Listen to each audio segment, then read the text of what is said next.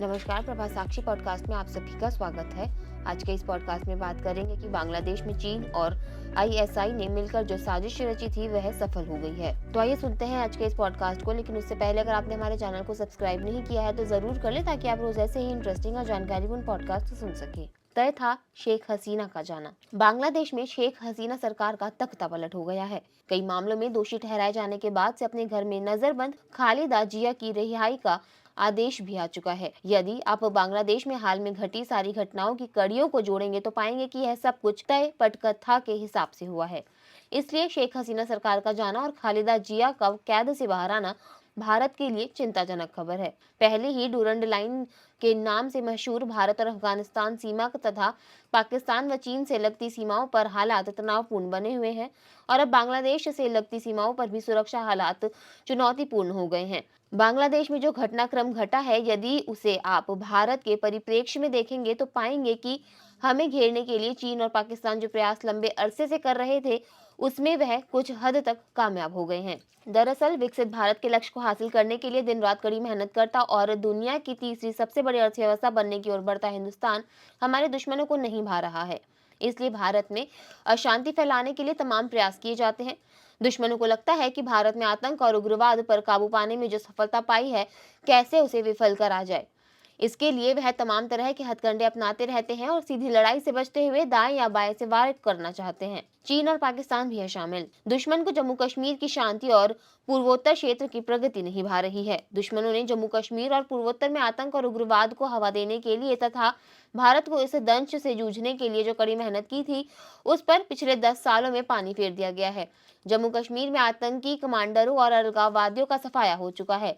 पूर्वोत्तर क्षेत्र भी अपेक्षाकृत शांत हो गया है। वहां के कई उग्रवादी संगठन सरकार से समझौता कर मुख्यधारा के जीवन में लौट आए हैं। उग्रवादी और आतंकी संगठनों को मिलने वाली टेरर फंडिंग पर भी रोक लग गई है। जाहिर है कि यह सब पाकिस्तान और चीन को नहीं भा रहा था। खासतौर पर शेख हसीना के कार्यकाल में जिस तरह बांग्लादेश सरकार भारत को वरीयता देती थी, उससे भी चीन नाखुश रहता था। ऐसे में चीन इस ताकत में था कि कैसे इस स्थिति को बदला जाए।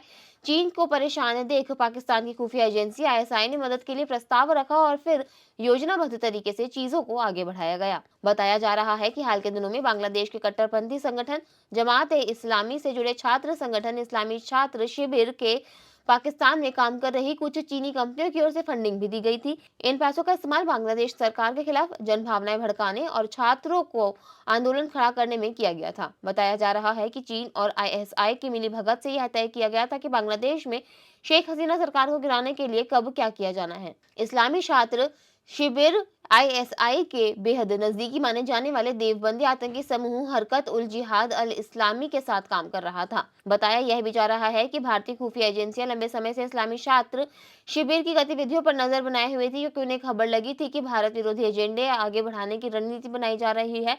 बताया यह भी जा रहा है कि इस्लामी छात्र शिविर के कुछ सदस्यों को पाकिस्तान और अफगानिस्तान में ट्रेनिंग भी दिलाई गई थी। इस संबंध में कुछ वीडियो भी हाल के दिनों में खुफिया और सुरक्षा एजेंसियों के हाथ लगे थे। बताया जा रहा है कि इन सब का एकमात्र उद्देश्य यही है कि बांग्लादेश में अफगानिस्तान के तालिबान जैसी सरकार बनाई जा सके। इस संबंध में आईएसआई ने भी पूरी मदद और समर्थन का भरोसा इस्लामी छात्र शिविर को दिलाया था। यह सारे समूह चाहते थे कि दिन पर दिन जिस तरह भारत और बांग्लादेश के संबंध प्रगाढ़ होते जा रहे हैं, उसको नुकसान पहुंचाया जा सके। चीन भी देख रहा था कि जिस तरह बांग्लादेश की प्रधानमंत्री शेख हसीना विभिन्न मुद्दों पर चीन को वरीयता देने की बजाय भारत के साथ खड़ी हो जाती है, उस स्थिति से तभी छुटकारा मिल सकता है जब बांग्लादेश में पाकिस्तान समर्थित सरकार बन जाए।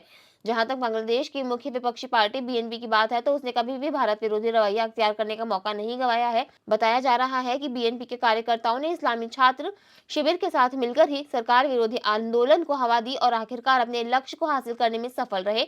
इसके अलावा बांग्लादेश सेना जिस तरह कट्टरपंथियों के आगे घुटने टेकती रही है और देश को अराजकतावादियों के हाथों में जाते देख रही है, उससे भारत की चिंता बढ़ना स्वाभाविक है।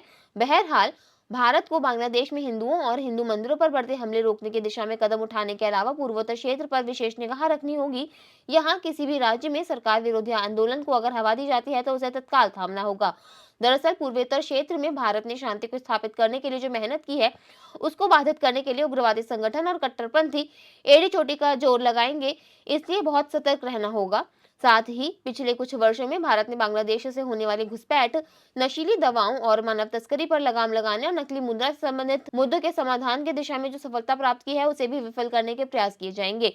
इसलिए सावधान रहने के लिए बेहद अधिक जरूरत है। आज के लिए इतना ही। अगले पॉडकास्ट में किसी और मुद्दे पर देंगे आपको विस्तृत जानकारी। तब तक के लिए जुड़े रहें प्रभा साक्षी के साथ।